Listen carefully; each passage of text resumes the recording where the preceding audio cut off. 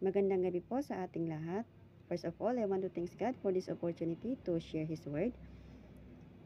Nung nakita ko yung pangalan ko doon sa schedule, ayoko sana kasi una sa lahat, hindi po ako faithful sa Panginoon, lalo na sa pagbibigay.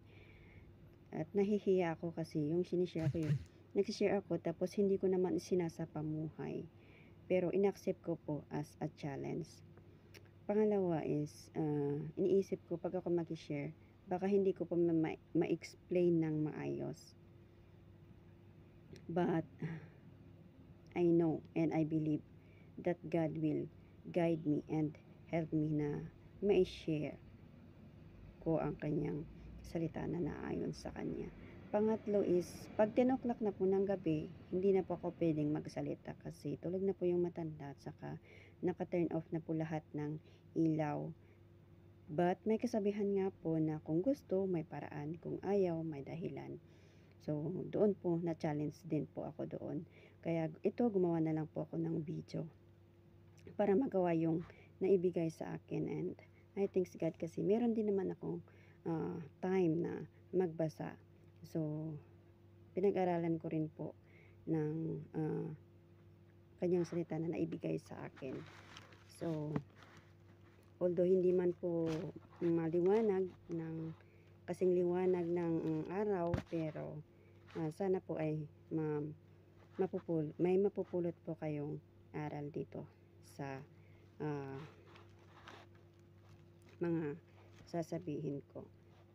So, dito para hindi na tayo magtagal, umpisa na po natin dito sa Matthew chapter 8. Alam ko hindi na po ito bago sa inyo.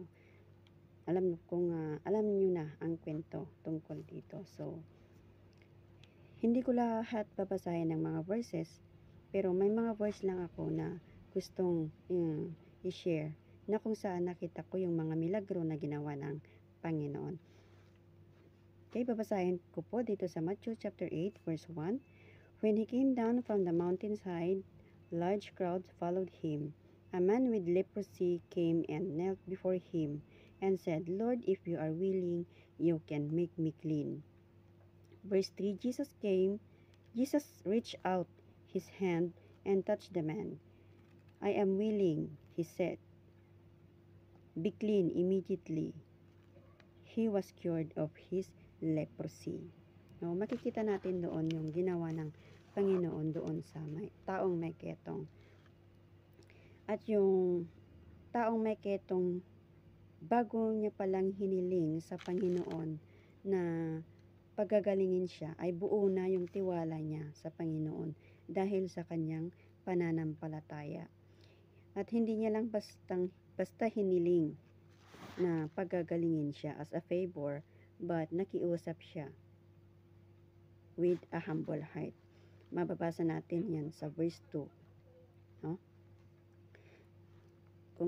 Kung bakit ko nasabi na nakiusap siya sa Panginoon with a humble heart. Masabi doon sa verse 2, Lord, if you are willing, you can make me clean. And Jesus reached out his hand and touched the man. I am willing, he said. Be clean immediately. He was cured of his leprosy.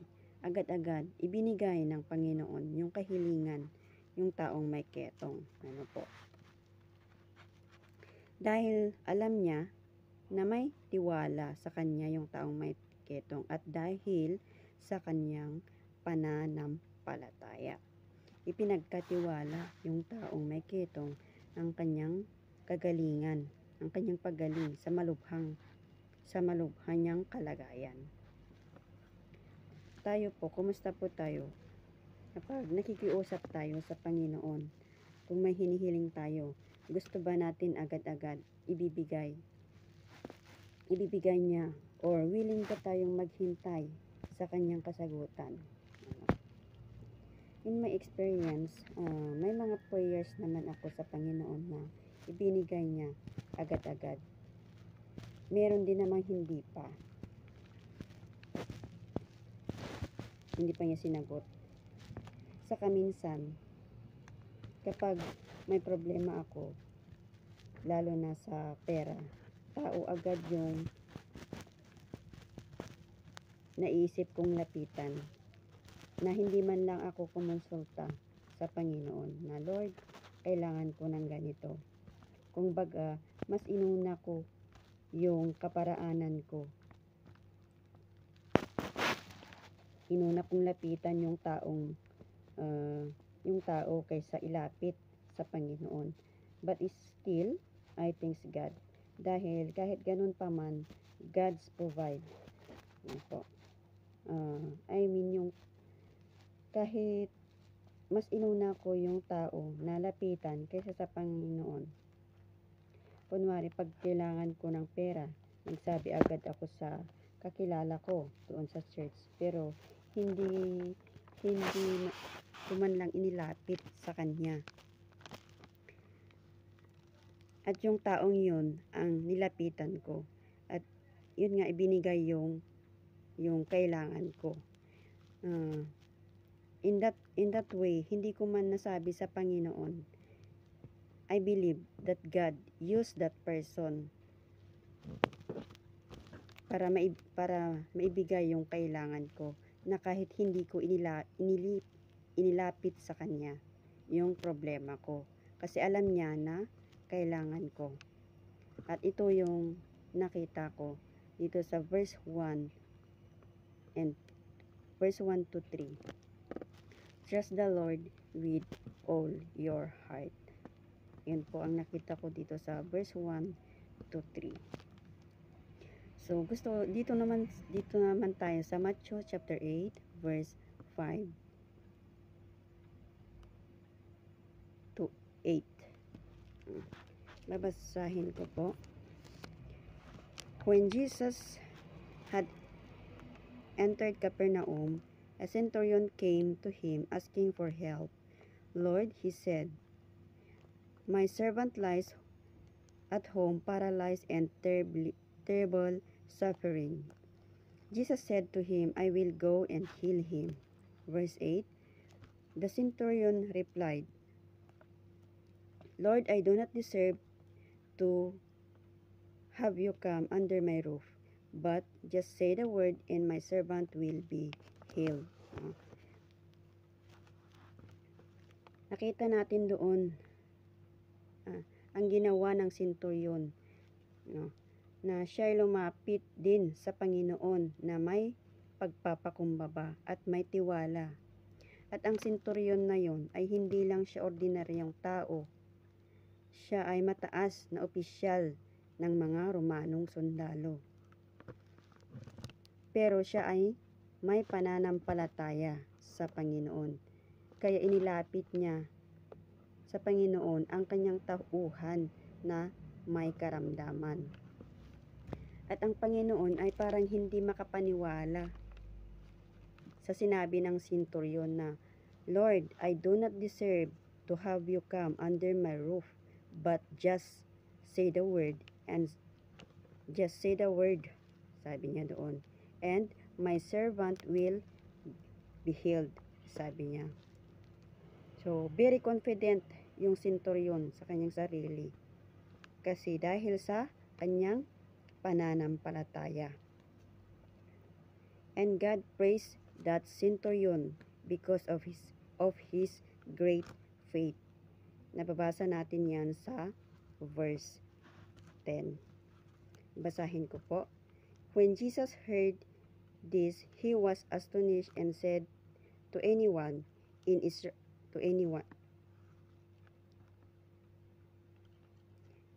Ulitin ko. When Jesus heard this, he was astonished and said to those following him, I tell you the truth, I have not found anyone in Israel with such a great faith. Yun yung sinabi niya sa kanyang mga disipulo sa kanyang mga disipulo. Sa verse 13, then Jesus said to the centurion, Go, it will be done, as you believe. It would, and his servant was healed at that very hour. So nakita natin doon ibinigay ng Panginoon yung kahilingan ng senturyon dahil nakita niya at naramdaman niya sa senturyon na yon na that he believed God's power. And because of that, the servant got a cure of his disease. And his master got the approval of his faith, sabi doon sa Bible commentary na nabasa ko. Part 2 na.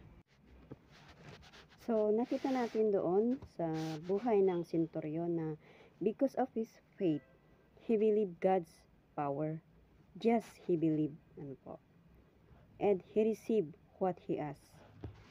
Sabi doon sa Bible commentary na nabasa ko na makukuha natin na aral dito sa verse 5 to 8, sabi doon, have a genuine faith, believe God's power, and you can see what He can do through you. Yun ang sabi doon sa nabasa ko. So, it is challenge po sa atin ito. Dadako tayo doon sa verse 23 to 27. Sabi dito, then he got into the boat and his disciples followed him. Without warning, a furious storm came up on the lake so that the waves swept over the boat, but Jesus was sleeping.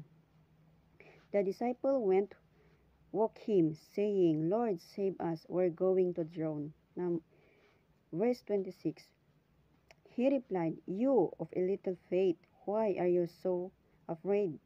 Then he got up and rebuked the winds and the waves, and it was completely calm. 27, the men were amazed and asked, what kind of man is this? Even the winds and the waves obey him. So, nakita natin dito yung himala na ginawa ng Panginoon.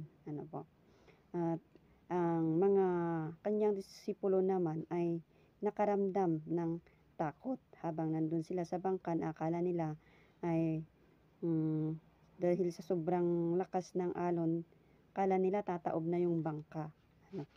Kasama pa nila yan. Kasama pa nila ang Panginoon at that time. Pero parang hindi sila nagtiwala.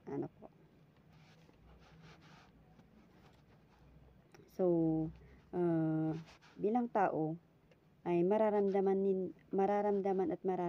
natin yon, yung naramdaman ng mga disipulo ng Panginoon.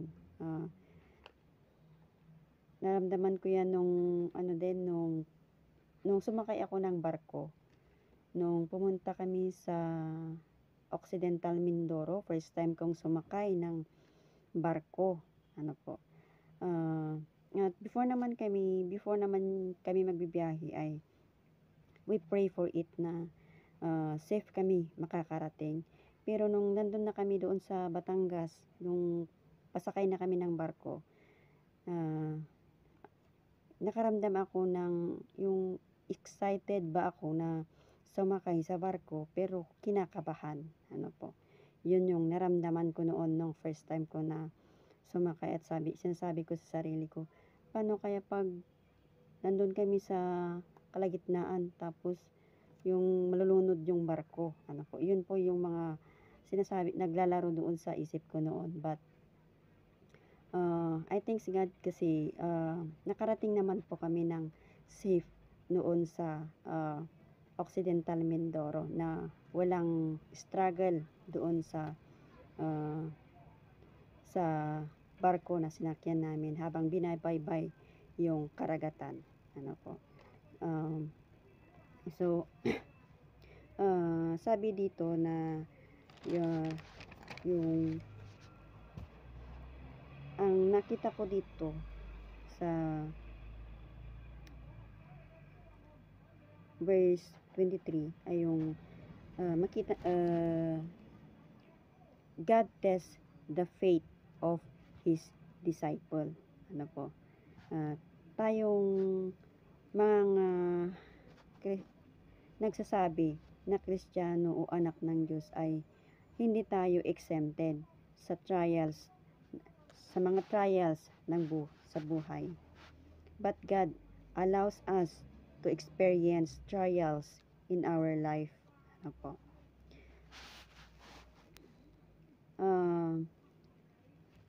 But the more na we face trial ay the more sana na lalapit tayo sa Panginoon. Ano po? Yun po ang nakita kong aral dito sa verse 23 to 27. Ano po? Sabi doon sa Isaiah 26:4, trust in the Lord forever, for the Lord is the rock eternal. Sabi doon. So, hanggang dito lang po yung mai-share ko at maikliman po. Pero sana ay may napulot tayong aral sa salita ng Panginoon ngayong gabi. At isublik amin nga itad ko amin nga dayaw kin panagyaman iti apo iti daytoy nga rabi at ibinabalik ko na po sa ating presider madaydayaw iti apo. Thank you.